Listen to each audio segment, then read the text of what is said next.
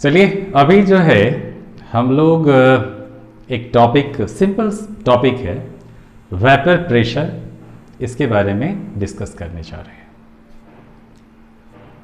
तो क्वेश्चन है कि वेपर प्रेशर क्या होता है। वेपर प्रेशर जैसे कोई वोलाटाइल सब्सटेंस है, लिक्विड है, उसको हीट करते हैं तो वेपर प्रोड्यूस होता है। तो या कोई सॉल्यूशन है, उसमें जो वोलाटाइल कंपोनेंट होते हैं उसे हीटअप करते हैं तो वो गैसेस बनते हैं। और यदि इसे एक क्लोज कंटेनर में हम हीटअप करते हैं तो एक टाइम आता है जिसमें जो वेपर बनते हैं और जो लिक्विड होता है उस दोनों के बीच में इक्विलिब्रियम सेटअप हो जाता है। तो उस टाइम पे, उस इक्विलिब्रियम के टाइम पर जो pressure exerted by vapour is called vapour pressure. इसी को हम वेपर प्रेशर कहते हैं। तो अभी हम लोग 12th CBSE सॉल्यूशंस वाले चैप्टर में हैं, तो उसमें हम लोगों का स्पेशल टॉपिक है vapour pressure of a liquid solution. Vapour pressure of liquid solution, solutions की बात करते हैं। तो यहां लिक्विड सॉल्यूशन की बात करेंगे तो दो तरह की सॉल्यूशन आएगी। एक जिसमें दोनों कंपोनेंट सॉल्यूट एंड सॉल्वेंट दोनों वोलाटाइल होगा, या फिर एक ऐसा सॉल्यूशन होगा लिक्विड सॉल्यूशन जिसमें एक कंपोनेंट नॉन वोलाटाइल होगा, दूसरा वोलाटाइल होगा। जैसे हम एग्जांपल ले सकते हैं कि sugar water, sugar non volatile है और वाटर वोलाटाइल है, तो एक इस टाइप का सॉल्यूशन हो गया। दूसरी टाइप का अल्कोहल एंड वाटर सॉल्यूशन की बात करेंगे तो अल्कोहल भी वोलाटाइल है और वाटर भी वोलाटाइल है। तो हम ऐसे सॉल्यूशन के बारे में अभी हम डिस्कस करने जा रहे हैं। चलिए सबसे पहले हम बात करते हैं कि दोनों वोलाटाइल है, सॉल्यूट एंड सॉल्वेंट दोनों वोलाटाइल है, ऐसे लिक्विड सॉल्यूशंस की बात करते हैं। तो मान लीजिए कि सिंपल लिक्विड है तो लिक्विड ज्यादातर वोलाटाइल ही होता है। तो सिंपल कोई लिक्विड है तो यदि उसका वेपर प्रेशर निकालें तो एट इक्विलिब्रियम जो प्रेशर एक्सर्टेड बाय वेपर करेगा वही वेपर प्रेशर होगा। लेकिन सॉल्यूशन में क्या होता है, जब दोनों कंपोनेंट सॉल्यूट और सॉल्वेंट दोनों वोलाटाइल है, तो इस सिचुएशन में राउट्स ने बताया कि vapour pressure of each component, each volatile component in the solution is directly proportional to mole fraction of that component in the solution. Suppose करते हैं कि two volatile component 1 and 2 है। यदि उसका हम पार्शियल वेपर प्रेशर सॉल्यूशन में निकालें तो राउट्स ने क्या बताया कि partial vapour pressure of first component directly proportional to mole fraction of first component. तो यदि हम इस प्रोपोर्शनलिटी साइन को हटाएंगे तो P1 equal to P1 not into mole fraction of first component. P1 not is vapour pressure of component 1 in pure state. Similarly when we have to find the partial vapour pressure of the second component, then according to Raoult's law P2 will proportional to X2 mole fraction of second component, and similarly P2 becomes equal to P2 naught chi2 mole fraction of second component, and P2 naught is mole fraction of second component in pure state. जब हमें vapour pressure of solution निकालना होगा तो क्या करेंगे, इस दोनों को ऐड कर देंगे तो P total equal to P1 plus P2 लिख सकते हैं, एंड इसकी वैल्यू पुट अप कर दिया P1 not chi1 plus P2 not chi2 and पता है कि यदि बाइनरी सॉल्यूशन है जिसमें एक सॉल्यूट है दूसरा सॉल्वेंट है तो sum of mole fraction of each component इस सॉल्यूशन का क्या होगा 1 होगा। तो chi1 plus chi2 it will be 1। तो when chi1 equal to 1 minus chi2 लिख सकते हैं, वही वैल्यू हमने यहां chi1 के जगह पे पुट अप कर दिया है। And right, and after simplification open the bracket we will get P1 not plus P2 not minus P1 into mole fraction of second component. This is the PT, total pressure of the solution. तो इस type से आपने जो total vapour pressure है solution का वो अच्छा से समझ में आ गया।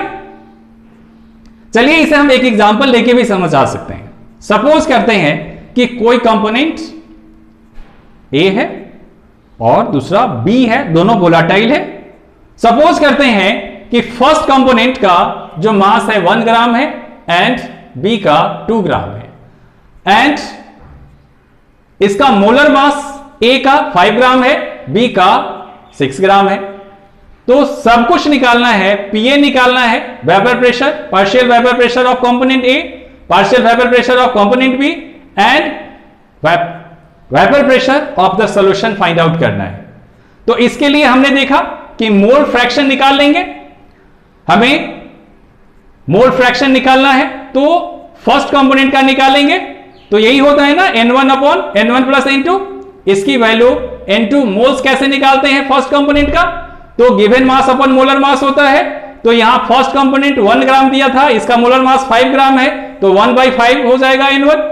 और इसी टाइप से N2 जो निकालेंगे तो गिवन मास 2 ग्राम है एंड मोलर मास 6 ग्राम है तो 1/6 हो जाएंगे। इससे कैलकुलेट करके हमें chi1 एंड chi2 की वैल्यू आ जाएगी एंड इसमें पुट कर देंगे तो vapour pressure of first component आ जाएगा, इसमें पुट कर देंगे तो vapour pressure of second component आ जाएगा और यहां इसमें रख देंगे इसकी वैल्यू तो वेपर प्रेशर ऑफ सॉल्यूशन निकल जाएगा। तो ये चीज अच्छा से समझ में आ गया। अब हम बात करते हैं कि वेपर, यहां भी देख रहे हैं कि राउट्स ने क्या बताया कि partial vapour pressure of each volatile component of the solution directly proportional to mole fraction. और हेनरी ने भी तो यही बताया था। तो हेनरी ने क्या बताया था कि किसी वोलेटाइल लिक्विड के लिए या गैस के लिए इन सॉल्यूशन जो पार्शियल वेपर प्रेशर है वो directly proportional to mole fraction, इसने भी बताया था। लेकिन इसने हेनरी कांस्टेंट अपना केस दिया था और यहां राउट्सना ने क्या बताया कि पार्शियल वेपर प्रेशर भी मोल फ्रैक्शन के डायरेक्टली प्रोपोर्शन होता है और यहां P1 नॉट कांस्टेंट है। तो दोनों में क्या डिफरेंसेस है कि हेनरी ने अपना कांस्टेंट केस रखा है और राउट्स ने P नॉट रखा है, partial vapour pressure of the pure liquid. तो क्या डिफरेंस है, केवल P1 नॉट और केस की डिफरेंस है। तो हम कह सकते हैं कि जो राउट्स लॉ है वो एक special case of Henry's law है, क्योंकि P नॉट के जगह केस के जगह पे राउट्स ने P नॉट रखा, partial vapour pressure of a pure component रखा। तो this is very clear. Now second topic है कि vapour pressure of solution of solid in liquid. Solid in liquid की बात कर रहे हैं। यहां पर आप ऐसे समझ सकते हैं कि सॉलिड जो है वो नॉन वोलाटाइल है, सॉलिड नॉन वोलाटाइल है और सॉल्वेंट वोलाटाइल है। तो क्या ये इसके सॉल्वेंट यदि नहीं सॉल्यूट नहीं होता तो क्या कंडीशन था, और नॉन वोलाटाइल सॉल्यूट उसमें मिक्सअप हो गया तो क्या कंडीशन होगा, हम इसको एक एग्जांपल के साथ समझ सकते हैं। चलिए आप फिगर देख रहे हैं, यहां पर एक फिगर देख रहे हैं, यहां पर प्योर लिक्विड है, प्योर सॉल्वेंट है। तो इसमें इसको हमने यहां पर हीटअप किया तो यहां पर वेपर प्रोड्यूस होगा और वेपर प्रोड्यूस होगा तो इसका जो सरफेस है जो वो सरफेस एरिया ज्यादा है, यहां सरफेस है कंपेयर करते हैं और जो यहां पर नॉन वोलाटाइल सॉल्यूट मिक्सअप है तो इसके सरफेस पे नॉन वोलाटाइल पार्टिकल्स भी है, यानी कंपेयर किया जाए सेम मास के लिए तो इसमें जो है सरफेस एरिया कम है, तो सरफेस एरिया कम है तो यहां पर वेपर कम प्रोड्यूस करेगा, ये ऑब्स्टेकल कर रहा है, यानी सरफेस एरिया यदि ज्यादा होता है तो वेपर ज्यादा प्रोड्यूस होता है। तो समझ में आ गया, तो इसमें कम वेपर प्रोड्यूस होगा और इसमें ज्यादा वेपर प्रोड्यूस होगा। चलिए, तो बात यह है कि भाई दूसरा तो नॉन वोलेटाइल है, वेपर प्रोड्यूस ही नहीं करेगा, तो वेपर प्रेशर कहां से होगा? तो यहां ऐसे सॉल्यूशन में जो वेपर प्रेशर ऑफ सॉल्यूशन होगा वो इंटायरली जो है डिपेंडेंट ऑन उस सॉल्वेंट पे होगा, सॉल्वेंट का जो वेपर प्रेशर होगा उस पर डिपेंडेंट होगा। और P1 जो होगा X1 Chi1 जो है mole fraction of first component, और ये vapour pressure of first component है। फिर इसको प्रोबेबिलिटी साइन हटाएंगे तो P1 equal to Chi1 P1 dot लिख सकते हैं, और इसका ग्राफ भी हम ऐसे देख सकते हैं। चलिए, ये तो क्लियर हो गया। अब एक और चीज है कि यदि कंपोजिशन इन वेपर फेज की बात करें, यदि कंपोजिशन इन वेपर फेज की बात करें तो इसमें जो है हम वेपर फेज में कैसे जो है सो फर्स्ट कंपोनेंट का वेपर प्रेशर निकालेंगे, सेकंड कंपोनेंट का कैसे निकालेंगे, तो इसमें क्या करना है, इसके लिए ये रूल है vapour pressure of first component equal to mole fraction of first component into P total. Vapour pressure of solution की बात कर रहे हैं, इसी टाइप से P2 निकालेंगे, vapour pressure of second component equal to Y2 into P total. Y2 जो है mole fraction of second component in gaseous phase, and यहां पर Chi1 जो है mole fraction of first component in the gaseous phase.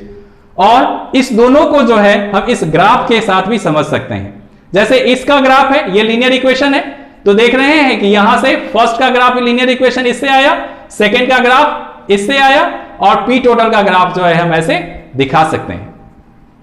तो now यह जो है दिस इज द टॉपिक, ये क्लियर हो गया, vapour pressure of a solution, है ना, लिक्विड सॉल्यूशन का टॉपिक हम लोगों का क्लियर हो गया।